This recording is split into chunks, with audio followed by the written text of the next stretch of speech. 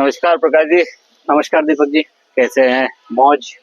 आप तो मौज में है, लेकिन इस देश के किशोर और युवाओं की हालत बड़ी चिंताजनक बनी हुई है जी। शिक्षा क्षेत्र से आप निकले हुए हो।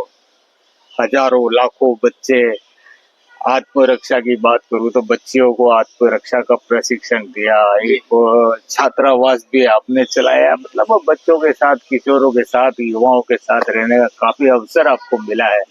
लेकिन दो खबरों ने विचलित कर दिया है। पहली खबर, एक किशोर मोमोज खाने का इतना आदी हो गया कि 85 लाख रुपए के गहने चुरा के मोमोज खा गया।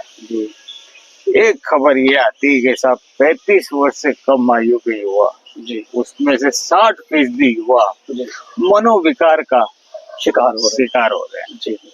तो क्या कहेंगे इन हालातों पर आप? चिंता में डालने वाली खबरें तो हैं दोनों ही, और इसके पीछे मैं दो ही बड़ी वजह मानता हूँ दीपक जी। एक, इस पीढ़ी का रहन सहन और खान पान, और दूसरा संगत।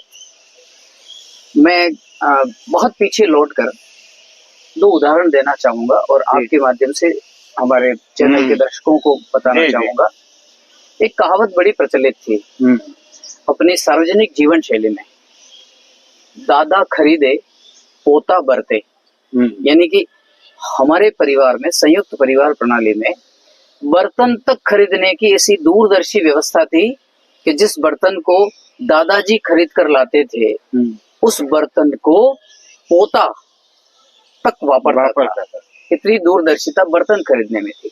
अब इस पीढ़ी को इंस्टेंट फूड चाहिए, और यहाँ तक तो और भी ठीक है, अपन बर्दाश्त कर जाएंगे, लेकिन परिणाम इंस्टेंट चाहिए इनको।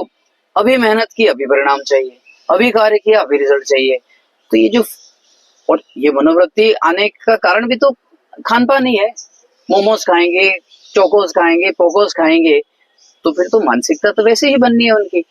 और जब फास्ट फूड में लत इतनी लग गई, तो एक जमाना था जब आपके समय में, हमारे समय में, अपने माता पिता अपनों को आदेशित करके खेत पर चले जाते या काम पर चले जाते थे, ये कहते हुए कि हम लौटे तब तक अपने 4 जनों का खाना बना देना। तो आप और हम बनाते थे।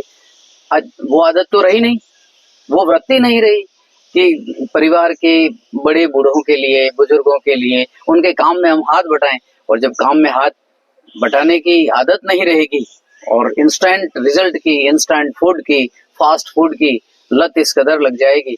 और ये सब चीजें दीपक जी हो भी इसलिए रही हैं कि हमारे जो सामाजिक कार्यक्रम है, पारिवारिक कार्यक्रम है, उनमें भी सारी चीजें, एक समय था आपके और मेरे समय में, खाना बनाने वाले, खाना परोसने वाले, इवन के खाना खाने वाले, सब एक सामाजिक ताने बाने और सामुदायिक रूप से बुने हुए एक ऐसी व्यूहरचना में बंधे लोग थे जो सब वही करते थे। आज उसे जब सब कुछ रेडीमेड मिल रहा है, उस युवा का, किशोर का बस चले, तो उसे तो अपने हिस्से की मेहनत, अपने हिस्से का परिश्रम या भी छोड़ो, उससे उसके हिस्से का सोचने वाला भी कोई किराए से मिल जाए तो वो तो तैयार है। जी, आपकी ये बात तो सही है। पीढ़ी जा रही है, लेकिन दरअसल इस पीढ़ी को ले जाने के जिम्मेदार भी हम ही लोग हैं, क्योंकि घर पे समय है नहीं, जगह जगह चौपाटियां खुल गई है और आय इतनी ज्यादा हो गई कि खर्च कहाँ किया जाए। तो महिलाओं में भी एक प्रवृत्ति आ गई कि घर की बजाय तैयार माल मिल जाए तो ज्यादा मिल जाए तो बढ़िया है। लेकिन जो ये चौंकाने वाले आंकड़े और जो दृश्य हमारे सामने आए, क्योंकि 85 लाख रुपए एक पंडित के घर से, वो भी उसकी बेटी भी उसके वहां रखती थी गहने, वो सारे गहने दे के और मोमोज खा गए।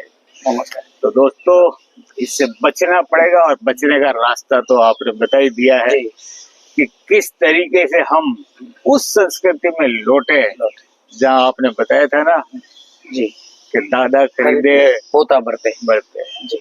तो उस पीढ़ी की ओर दोस्तों लौटना पड़ेगा, नहीं तो आने वाला कल, क्योंकि हमारे देश को सबको गर्व होता है कि दुनिया की सबसे बड़ी युवा शक्ति हमारे पास में है, लेकिन अगर उसमें से 60% मानसिक विकार का शिकार है, तो आप कल्पना कर सकते हो एक तरफ हम विकसित भारत की ओर जा रहे हैं, तो और दूसरी तरफ युवा पीढ़ी हमारी मनोविकार का शिकार होती है शिकार और वो भी बहुत आयत में। बहुत आए।